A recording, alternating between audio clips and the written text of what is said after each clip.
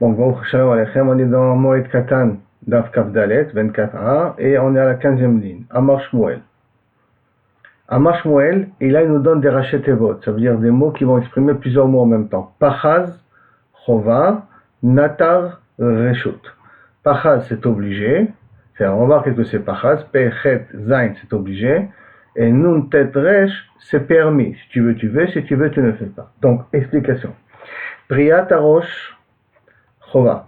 Priyat Arosh, ça veut dire que tu dois découvrir tes cheveux, ta tête, pendant le Shabbat, pas pendant la veloute. Pendant la veloute, on avait dit qu'un Havel, il doit se couvrir la tête, comme une cagoule, comme ça.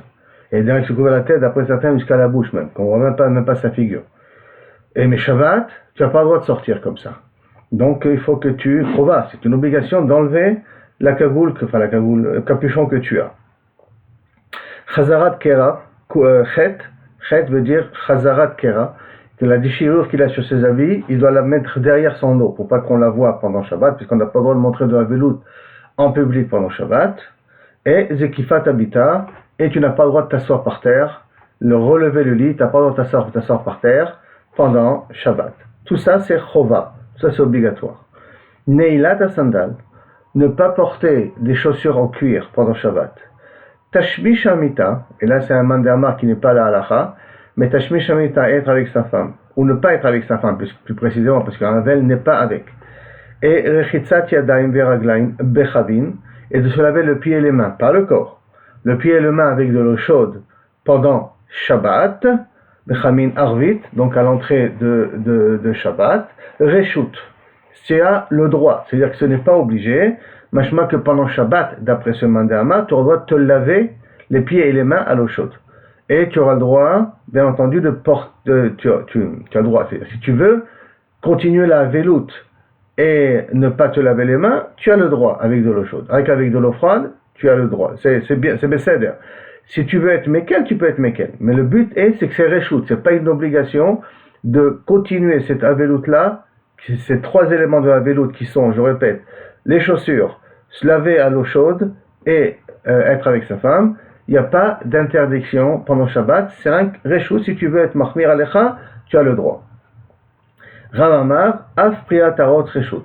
Maintenant, par contre, Rav dit que même Priyat Arosh Reshut, même enlever le capuchon, ça c'est garder le capuchon plus précisément, ça ce n'est pas une obligation chez un Reshut d'enlever le capuchon. Si tu veux garder le capuchon sur toi pendant Shabbat, tu as le droit, d'après Rav. Mais Shmuel, Maïshena Neilat Sandal. Shmuel, pourquoi des Reshut? Pourquoi, quelle différence, Kaviachol? Pourquoi ça, le capuchon on interdit pendant Shabbat d'après Shmuel? Mais porter des chaussures en non cuir, donc marcher sans chaussures pendant Shabbat, c'est moutard. S'il veut, il a le droit de continuer à ne pas porter des chaussures pendant Shabbat. Maïshena, Neilat Sandal des Reshut? Réponse, de lav koulé alma, avide, de saïmé, masanayo. Il n'y a pas tout le monde qui a l'habitude de porter des chaussures en marchant dans la rue. Aujourd'hui, c'est différent. Tout le monde porte des chaussures. Il y a des nouvelles modes de personnes qui aiment bien marcher sans chaussures. Ça, c'est la nouvelle mode. C'est ceux qui sortent un petit peu de l'ordinaire. C'est pas montrer une veloute, c'est sortir un peu du standard. Ils ont une petite volonté comme ça, un peu spéciale, d'aller contre le système. Mais à l'époque, malheureusement, pas tout le monde avait le droit d'avoir des chaussures. Et comme tout le monde avait le droit d'avoir des chaussures, être pieds nus, ça montrait pas forcément une veloute. C'est pour cela qu'il dit que pendant Shabbat, si tu veux pas mettre tes chaussures et continuer à marcher pieds nus, tu as le droit, parce que ça ne montrera pas spécifiquement que tu avais. Priyat Arosh Nami, la Kula Alma Vide de Megalou Rachayou. Si c'est comme ça aussi, le capuchon, pas tout le monde a l'habitude de marcher sans capuchon pendant la semaine. Il y en a qui marchent avec le capuchon même pendant la semaine et qui ne sont pas avilum pour autant. Alors pourquoi tu lui dirais pas que Priyat Arosh, enlever le capuchon c'est Chova, peut-être c'est un Reshut. Shmuel est Amé, Shmuel va d'après ça se verra lui. D'Amar Shmuel, Kol Kera, She'eno, Beshat, Chimum, Eno Kera. Toute déchirure, quand tu déchires tes habits, et c'est pas au moment de Chimum, au moment de la douleur, n'est pas un Kera. Mais Kol Atifa, She'ena Katifat Ishmaelim, Ena Atifa. Et toute personne qui se couvre la tête, pas comme se couvrent les Arabes, mais n'est pas, Kaviachol ne s'appelle pas une Atifa. C'est-à-dire que si tu veux, la personne va être Mekayemet, Kriyat Abgadim, se déchirer les habits quand il entend la mauvaise nouvelle, il faut qu'il le fasse au moment où il y a Chimum, au moment où il y a la douleur. au moment où on voit l'événement, où on est juste pendant l'enterrement. Mais un jour, 2 jours après, où la personne a commencé à se calmer, déchirer les habits à ce moment-là n'a pas de valeur aux yeux de Shmuel. Je précise bien aux yeux de Shmuel. De même, la hatifa, elle doit être une hatifa spéciale. D'après Shmuel, c'est pas une hatifa, comme je viens de dire là maintenant, uniquement mettre une capuchon sur la tête, mais c'est faire une hatifa comme les Arabes ils font. Et ça, c'est comme les Arabes ils font, donc une hatifa un peu spéciale, c'est comme on met le talit nous-mêmes, on le met avec les 2 bords de côté. C'est cette façon-là que d'après Shmuel, ça devrait être la hatifa, le nom pris à Tarosh du Havel. Et par conséquent, ça c'est pas quelque chose qu'il le fait en semaine. Alors c'est pas si quelque chose qu'il a l'habitude de faire en semaine. Et là il doit le faire essentiellement pour la Havelout. Alors à ce moment-là, pendant Shabbat, s'il le fait, les gens ils diront qu'il est Havel. Des Chagav, entre parenthèses, là on apprend comment on fait hatifa du talit. C'est justement hatifa ta'ishmaelim, indirectement de ce Shmuel-là dans Ilchot Havelout. Et Marché Rav Nachman al-Gobé de Dirkna, et Rav Nachman, il a montré l'exemple sur jusqu'à Gobé de Dirkna, que lorsqu'on met quand on se couvre la tête, il faut que ça couvre aussi les joues. Ça veut dire que ça vient et ça va jusqu'aux joues. Il y en a qui comprennent, comme j'ai expliqué au départ, il faut que ça descende jusqu'aux joues et qu'on ne voit pas les yeux, on ne voit pas le nez. Et il y en a un qui va l'expliquer, comme je vous ai dit, comment on fait le talit aujourd'hui. Amar Rabbi Yaakov, Amar Rabbi Yochanan. Lo shanu ela she'en lo man'alim beraglo.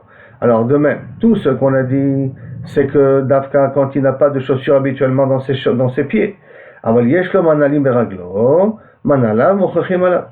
Mais si maintenant c'est une personne qui a l'habitude en semaine de marcher avec des chaussures, si d'un coup pendant Shabbat il marche en chaussures, makara, et là les gens ils vont comprendre. Si c'est une personne qui a l'habitude effectivement en semaine de marcher sans chaussures, alors pendant la veloute, il peut décider de continuer pendant le Shabbat de la veloute, il peut décider à marcher sans chaussures. Et de temps en temps, il marche avec des chaussures en hiver ou un truc comme ça. Mais si c'est quelqu'un qui a l'habitude de marcher avec des chaussures comme aujourd'hui, alors ne pas marcher avec des chaussures pendant Shabbat, ou venir à la synagogue avec des crocs. Shabbat, tu viens à la synagogue avec des crocs, ou tu fais la tuile avec des crocs pendant Shabbat, et alors pendant toute la semaine tu as mis des crocs, ça peut être un mauvais siman. En tout cas, ça peut montrer que la personne continue la veloute, et il n'a pas le droit de continuer la veloute pendant Shabbat, Befaretia. Après, maintenant, on revient à la définition qu'a dit Shmuel, que toute déchirure, il doit se faire au moment où il entend la mauvaise nouvelle, pas un jour, 2 jours plus tard. La Gemara demande, Kol kera, sheno beshatrim eno kera, tu vas me dire que toute déchirure que tu fais pas au moment, qui est au moment de la chaleur, au moment de la tristesse, n'est pas une déchirure. Vea, amroulé les Shmuel. Voici pendant qu'on a annoncé à Shmuel, Nachnavshe de Rav, que Rav est niftar. Rav, on se rappelle qu'il est venu d'Eretz Israël habiter avec Shmuel et qu'il y a eu tout un limoud qui sont faits ensemble, puisque avec Shmuel, Kara allait Tressar Mané. Il a déchiré 12 habits. Ça veut dire qu'il a porté un habit, il a déchiré, après il avait dû porter un deuxième habit, il a redéchiré, alors que les 12 il ne les a pas déchirés le jour même. Il a déchiré le lendemain, le surlendemain. Avec chaque nouvel habit qu'il portait, il l'a redéchiré. Amar Mané, Tressar Mané, Amar Azal Gabra de Ave Mishtafin Amine. Est partie la personne que j'avais peur de lui. C'est quand j'avais peur de lui, comme on était en limoud, et chaque fois il me posait des questions, et il ne pensait pas comme moi, donc j'étais obligé tout le temps d'être sur mon qui-vive pour essayer de prouver que j'ai raison. Et ça faisait que j'ai peur, mais ce n'est pas une peur négative, c'est une peur constructive, qui faisait que je faisais beaucoup plus attention à mon limoud grâce à lui. Et maintenant qu'il est parti, qui c'est qui va le remplacer? Et ça lui faisait tellement de la peine, qu'à cause de ça, il se déchirait tout le temps les habits. Chaque fois qu'il se rappelait de Rav, il se déchirait les habits de nouveau. Amar le Rabbi Yochanan, nach nafshe de Rabbi Hanina. De même, à Rabbi Yochanan, une fois on a dit que Rabbi Hanina est niftar. Kara let lesar itztale. Il a déchiré donc de 13 habits lui aussi. 13 cas. Itztale bilta. Amar Azal Gavra d'Ave Bestafin Amine est parti la personne que j'avais peur de lui. La même idée, la même philosophie. Il m'aiguisait avec ses questions, avec sa façon différente de penser. Alors réponse la Gemara, Shani Rabbanan, de Kevan de Sha'ata, de Milkare Shamayu, Keshat Chimou. Puisque, pourquoi en vérité sont arrivés à déchirer? Parce que chaque fois qu'ils se rappelaient leur étude, ils se rappelaient ce que Rab leur posait comme question, ce que Rabbi Hanina posait à Rabbi Yochanan comme question, alors que Shat Chimoum, ça le remettait dans leur état premier de la mauvaise nouvelle, et ça s'appelle Shat Chimoum Damé. Et donc c'est normal qu'ils avaient le droit de redéchirer leurs habits à ce moment-là. Amar le Rabin bar Ada, le Rava. Rabbi bar Ada, il a dit Rava. Amar talmidecha Rav Amram. A dit ton élève Rav Amram, Tanya, il y a une braïta. Avel, kol shiva, kor olefanav. Un avel, pendant tous les 7 jours, quand quand il est devant le mort, ça veut dire que d'une certaine manière, il y a un chat trimoum qui se répète de cette façon-là, alors à ce moment-là, il peut être déchiré tout en ses habits. Et s'il vient changer ses habits, il doit redéchirer les nouveaux habits. Beshabbat, pour Shabbat, kor olachorav, il déchire et il le cache par derrière. Mais s'il change ses habits pendant Shabbat, Eno Korea. Donc qu'est-ce que tu vois d'ici? Qu'a priori, tu peux venir déchirer même plusieurs fois pendant la semaine. Tu ne vas pas déchirer qu'au moment où on t'a annoncé, au moment de l'enterrement. Tu vois que chaque fois qu'il change ses habits, il doit déchirer de nouveau. Et sauf pendant Shabbat, tu vois qu'il ne peut pas déchirer, mais avant Shabbat, il déchire et il remet ses habits par derrière. La réponse qui est là-bas c'est différent, c'est pour l'honneur de son père et sa mère. Que chaque fois qu'il change ses habits, il est obligé de déchirer ses habits. Mais si c'est pour les autres niftarim, si il a déchiré une fois ses habits et après il a changé ses habits pour une raison ou pour une autre, il ne refait pas la kriya. Otam korim mitachim ou en mitachim. Ces déchirures-là qu'on a fait. Est-ce qu'on a le droit de les recoudre? On n'a pas le droit de les recoudre. Pligeba avua de Rabbi Oshaya ou Bar Kapara. Une machloket entre Rabbi Oshaya et Bar Kapara. Chad amar en mitachim. On n'a pas le droit de les recoudre. Mitachim, c'est recoudre comme il faut. Il y en a vu une méchaline, fait une petite couture, et il y en a vu une méaché qu'on les recoud comme il faut. Le chad amar mitachim. Il a dit oui, non, on a le droit de les recoudre. Tistayem déduit de avua de Rabbi Oshaya de amar en mitachim. Chez Rabbi Oshaya, Rabbi Avua de Rabbi Oshaya, qui a dit qu'on ne recoupe pas comme il faut. D'amar Rabbi Oshaya en meachin en mitachin. Parce que voilà, il y a un Gemara de Rabbi Oshaya qui dit on ne recoupe pas. La Gemara demande miman shamia la la meavua. N'est-ce pas que si Abba, comment il s'appelle, Abba de Rabbi Oshaya, il a dit, s'il a dit, c'est qu'il a entendu de son père. Là, mi bar kapara rebe shamia. Non, il a entendu au nom de bar kapara rebe son rab. Mais ça ne veut pas dire forcément que son père, Kaviachol, que lui, il pensait comme ça. Donc, tu n'as pas une preuve qui sait qui a dit quoi, en tout cas. Parce que ce n'est pas une preuve qu'il a entendu son père, c'est possible qu'il a entendu de son rab. Amar Rava, Avel metayel be'ankuli betorbeto. Rava, il te dit que Avel, il a le droit de marcher avec son habit déchiré dans la maison pendant Shabbat. Beto. Abaye, Ashkachel et Rabbi Yosef. Abaye a trouvé Rabbi Yosef de Paris, Soudari Aresha Shabbat. Que donc il a mis le capuchon sur sa tête. Il a été mis sur sa tête, il a couvert sa tête avec le capuchon. De Paris, Soudari Aresha. Ve'azil, ve'ateve bete. Et il vient et il a marché comme ça chez lui à la maison. Lav savar lemar d'un avelut de Shabbat. Est-ce que tu ne penses pas que Kaviachol, il n'y a pas de avelut pendant Shabbat? Comment tu t'es permis, Kaviachol, de marcher avec un capuchon pendant Shabbat? La réponse, Amarle, Achi Amar. Et pourtant, voici comme ça, il lui a répondu Rabbi Yosef. Achi Amar Rabbi Yochanan, comme ça dit Rabbi Yochanan. Varim de avelut, chez Betsin'a Noé. Quand je suis en tina, je suis à la maison, et à la tina en cachette, j'ai le droit de reprendre les minagés à vélo.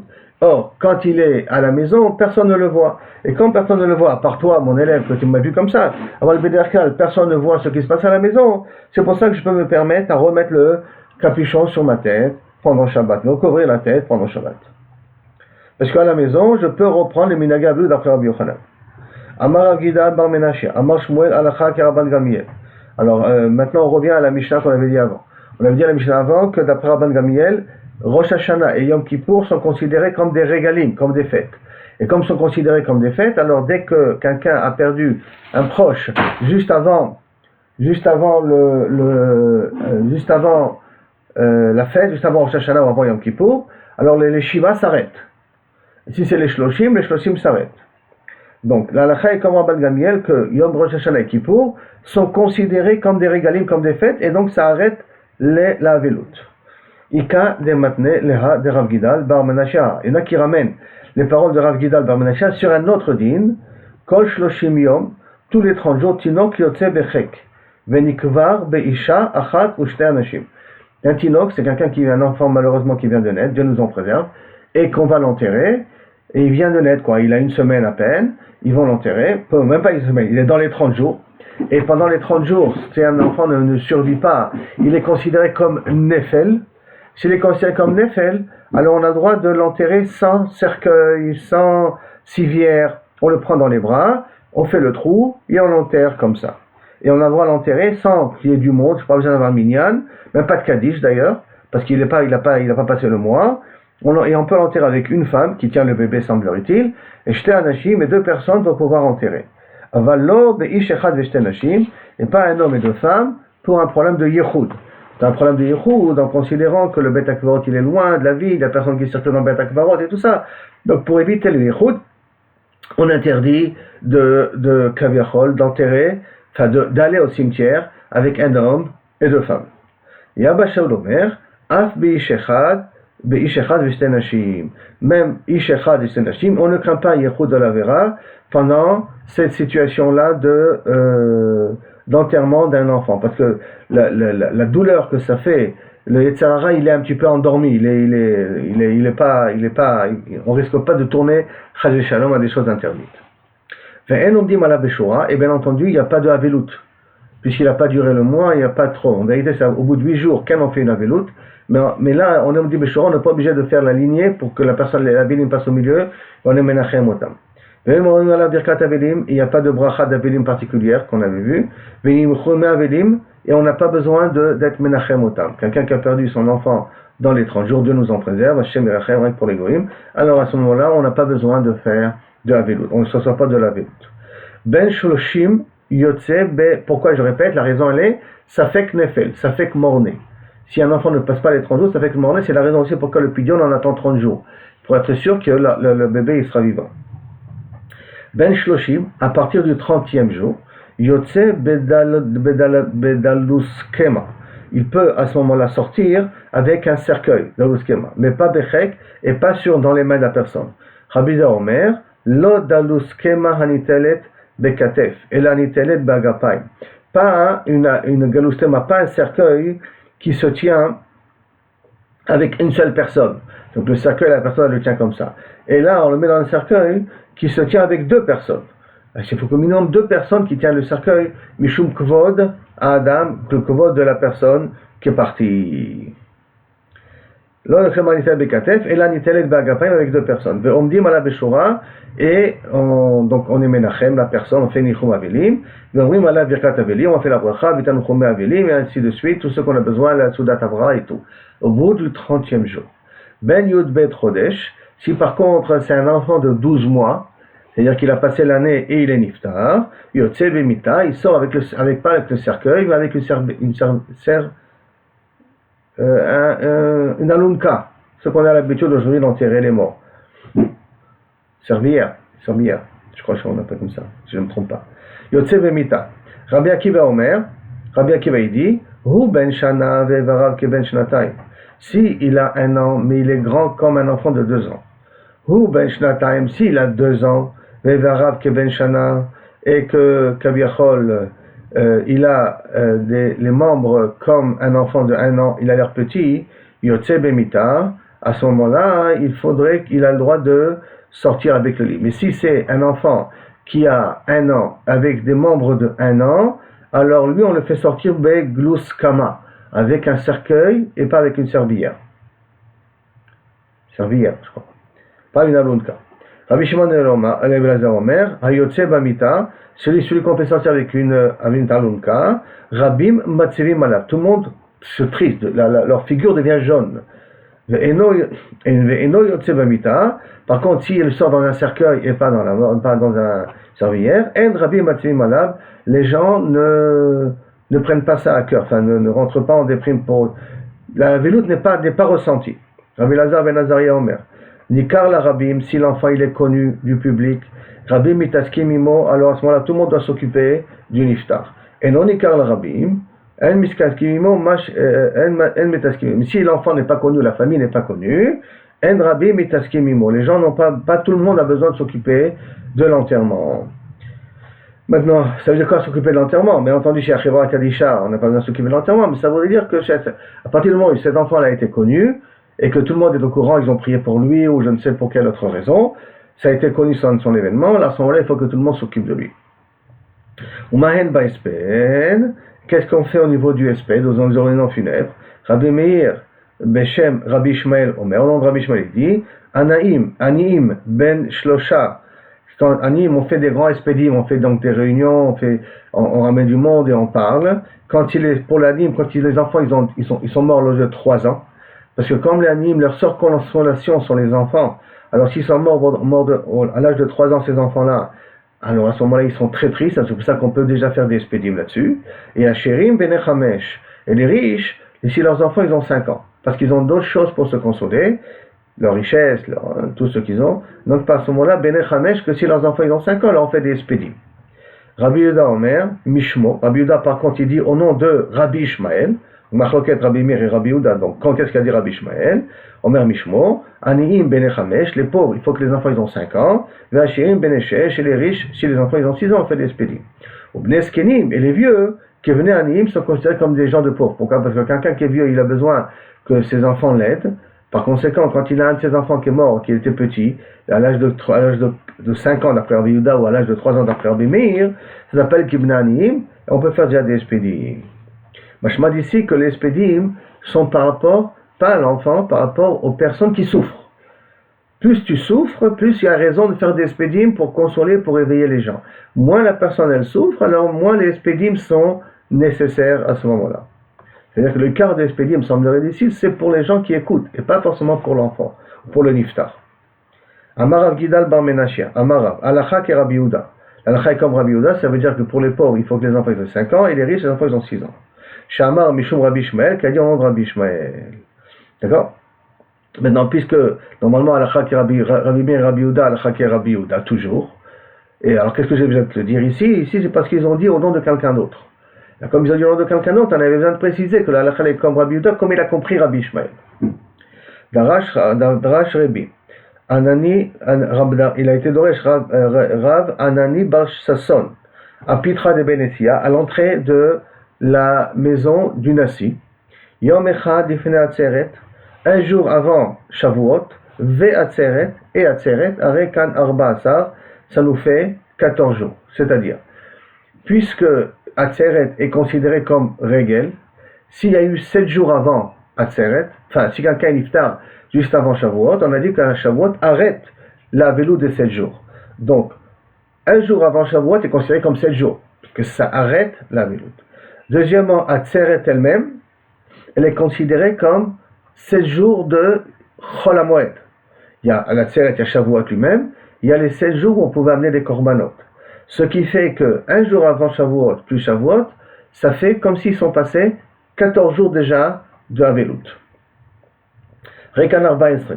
Shamar Rabbi Ami, quand Rabbi Ami a entendu ça, Ikpid. Il a été makpid, il n'était pas content. Amar Atou Didehi, quoi, c'est en ton nom ça? Des Rabbi Eliezer, c'est au nom de Rabbi Eliezer, Amar Rabbi Yoshua. Didehi, des Rabbi Eliezer, Amar Rabbi Yoshua, c'est au nom de Rabbi Eliezer, au nom de Rabbi Yoshua, dit au nom de Rabbi Yoshua. Darash Rabbi Yitzhak Napacha, Ikla de Resh Galuta. Une fois, Rabbi Yitzhak Napacha, il a fait une dracha, donc il a expliqué le même din en vérité, devant la maison du Resh Galuta, c'est pas le Nassi, c'est pas le président, c'est celui qui est responsable de tous les juifs de la Galoute. Yom Echad Lifnei Atzeret ve'Atzeret Arekan Arbas. Un jour avant Shavuot et à Shavuot, ça nous fait déjà 14 jours de Avelut qui sont passés. Shamar Absheshet, quand il a entendu ça, Ikpit, il n'a pas été content. Amaratou d'idée, quoi c'est en ton nom ça? Les Rabbi Eliezer et Rabbi Yeshua, ils sont nom de Rabbi Eliezer et Rabbi Yeshua. Donc les deux sources que c'est Rabbi Eliezer et Rabbi Yeshua qui a dit ça. Hein. L'Amar Rabbi Eliezer et Rabbi Yeshua. Hein. Et là, il nous amène les paroles de Rabbi Eliezer et Rabbi Yeshua. Hein. Minayin la Atzeret sheyesh la tashlumin kol shiva. D'où savons-nous que Kavechol Atzeret Shavuot, c'est encore 7 jours de rattrapage. C'est parce que je n'ai pas amené mon korban Chagiga le jour de Shavuot, j'ai encore 7 jours pour pouvoir rattraper par la suite. Kol Shiva, inclut le Yom Tov, ça veut dire 6 jours après. Chez les marques, parce qu'il y a marqué Bechag HaMatzot ou Bechag HaShavuot. Dans Chag HaMatzot et Chag Shavuot, tu amèneras tes korbanot. Ma Chag HaMatzot, yesh la tashlomim shekol shiva. Comme Chag HaMatzot, le Korban Chagiga, je peux le faire pendant les 16 jours de Pesach. Av Chag HaShavuot, yesh lo tashlomim kol shiva. Même Shavuot, il a un tashlomim de 16. Donc ça voudrait dire, toujours de nouveau, je reviens, que pour Shavuot, si quelqu'un, Dieu nous en préserve, a perdu quelqu'un avant Shavuot, alors jusqu'à Shavuot, ça s'est considéré déjà 7 jours, même si c'est un jour avant Shavuot, et Shavuot plus les 7 jours qui vont suivre, sont considérés encore 7 jours, ça nous fait au total 14 jours, bien que Shavuot n'est comptabilisé que comme un seul jour. Adabré de Rav Papa, une fois, Rav Papa il a dit, les Ravav Yasaba, Vedarash, ils parlaient entre eux, et il a été doré la dracha suivante. Darash, Yom Echad ifne Rosh Hashanah, Rosh Hashanah, Rekan Arbaasa. Le même svara qu'on a dit avec Shavuot, il a dit sur Rosh Hashanah. Un jour avant Rosh Hashanah, et Rosh Hashanah, ça nous fait ici 14 jours. Amar Rabina Ilkar, c'est pour cela, Yom ifne Achag, Vechag, Veshmini Shelo, Rekan Isre Vechad. Alors si c'est comme ça, avant Sukkot, un jour avant Sukkot, c'est 16 jours, puisque c'est un régel. Sukkot lui-même, c'est 7. Et Shmini Atzeret, qui est un régel Bifne Atzmo, ça nous fait 21 jours. Donc au total, ça veut dire que quelqu'un qui a perdu quelqu'un proche avant Sukkot, théoriquement, il a que 21 jours, même pas 21 jours, il a 8 jours, 9 jours de Avelout presque, plus 7 jours en plus, et tous les 30 vont se limiter à 15 jours au total. Ça veut dire 7 après Shmini Atzeret, plus les 21. Les 21, non, il nous reste encore 21, oui c'est ça, plus les 21 qui sont en fin de compte que 9 jours. Un jour avant Sukkot, les jours de Sukkot plus Shmini Atzeret. Et Arik en Esrim Echadiom, Rabina Ikle les Soura, Rabina il fait arriver à Soura, des Perat, Amar le Rabbi Chaviva Misura, des Perat. Donc Rabbi, une fois il est arrivé à Soura de Perat, et Rabbi Chaviva, qui est de Soura de Perat, il a dit à Rabina, Amar, Yom Echad ifne Rosh Hashanah Rosh Hashanah, Rekan Arbaasa. Un jour avant Rosh Hashanah et Rosh Hashanah, ça fait 14 jours. Amar le Ana Mistabra, Keraban Gamiel, Have de Amina. Moi, quand je l'ai dit, ça marche pas, je l'ai dit au nom de Rabban Gamiel. C'est pour ça que Hud Amina, que je l'ai dit. Je ne l'ai pas dit en ton nom, mais je l'ai dit au nom de Kaviachol de Rabban Gamiel. Parce que Rabban Gamiel, c'est lui qui pensait qu'un jour, que Rosh Hashanah et Kippour sont considérés comme un jour de régel. Donc quand moi j'ai dit le din, que c'est considéré comme 14 jours, je l'ai dit ça au nom de Kaviachol Rabban Gamiel. Je ne le dis pas ça au nom de Tasvara, mais au nom de Rabban Gamiel. Puisque c'est lui qui considère que le Rosh Hashanah est un régel bifnatzmo. Matniti, Mishnah. En korim, on ne fait de cri, on ne déchire les habits. Velo choltsin, et on découvre l'épaule. Ve'en mavrin, et on donne soudat avra, et la krovav shelmet, que ceux qui sont proches du mort. Ça veut dire les 7 avelim. Les 7 personnes qui sont proches de 7 cas de figure où les gens sont proches de la personne. Qui en avait dit le frère, la sœur, et ainsi de suite. Maintenant, ve'en mavrin, et la almita zekufa. Et quand on donne la avra'a, on la donne sur un lit qui est kaviachol, les gens ils sont assis. Les gens ils sont assis sur un lit, ça veut dire que kaviachol on ne le donne pas pendant que, pas comme les autres jours de l'année. Là, bien entendu, quand on parle de Soudat Avra, qu'on l'a fait pendant Chol HaMoed, Mechila. On parle ici d'une Avra qu'on fait pendant Chol HaMoed. C'est Avra qu'on fait pendant Chol HaMoed, puisque Chol HaMoed, il n'y a pas de Havelut, mais il faut donner Soudat Avra qu'on donne au Havel quand il revient du cimetière, et ils n'ont pas le droit de faire de Havelut en public, la Havelut commence direct après la fête, mais quand on leur donne la Soudat Avra, on la donne sur un lit, debout, c'est-à-dire sur une chaise, il ne s'assoit pas par terre, comme le reste de l'année. Et là, donc, tout ce qu'on a permis de déchirer les habits, de découvrir les épaules et ainsi de suite, ce n'est que pour quelqu'un qui est proche du niftar. Le frère, le sœur, la sœur, le père, la mère, ceux qui sont proches du niftar. Mais les autres personnes qu'on avait dû, un chacham et tout ça pour l'instant, on ne fait pas ni de kriya, ni de chalut sekatet, ni de dévoiler l'épaule pendant Chol HaMoed. Bien entendu, la Gemara va poser la question. On a vu qu'on a tout le monde, pour un chacham, tout le monde a le droit de déchirer ses habits. Alors la Gemara va nous expliquer par la suite qu'on parle ici d'une personne qui n'est pas un Talmid Chacham. Ça veut dire qu'il faudrait inclure ici a priori le Talmid Chacham, mais ça c'est déjà la suite de la Gemara.